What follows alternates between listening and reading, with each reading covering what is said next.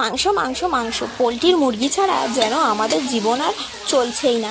ভাত বাড়ি পোলট্রি, অনুষ্ঠান বাড়ি পোলট্রি, জন্মদিন বাড়ি পোলট্রি, যাই করো না পোলট্রি পোলট্রি আর পোলট্রিই চাই। তো বন্ধুরা, আজকের পোলট্রি মাংসের জন্য প্রথমেই মশলাগুলো কষিয়ে, আলুগুলো ভেজে আর মশলা কষিয়ে নিয়েছিলাম। তারপর কি অবস্থা দেখো, বড় কড়াইতে করে যখন মাংসগুলো হালকা করে ভেজে নিয়ে মশলা দেবো ভাবলাম, তখন মাংস থেকে এত পরিমাণে জল উঠলো, ধারণার বাইরে। ওষুধের জিনিস আর কত ভালো হবে। তো যাই পারে হোক, সব রকম মশলা দিয়ে জল ঢেলে দিয়ে বেশ টকবক করে ফুটতে লাগলো। আর এদিকে আমি এক বাটি কষা মাংস নিয়ে বসে খাওয়া শুরু করে দিয়েছি এবং খেতে খেতে শেষও হয়ে গেছে। তারপরে জলটা ঢেলেছি।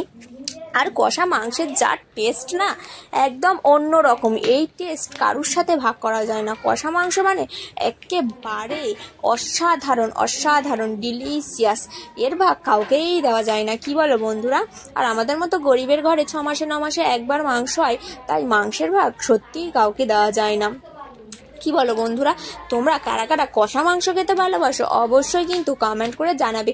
তাদের সবার জন্য এক বাটি করে কষা মাংস আমি পাঠাতে পারবো না, যখন তার মারা রান্না করবে রিকোয়েস্ট করবো দেওয়ার জন্য।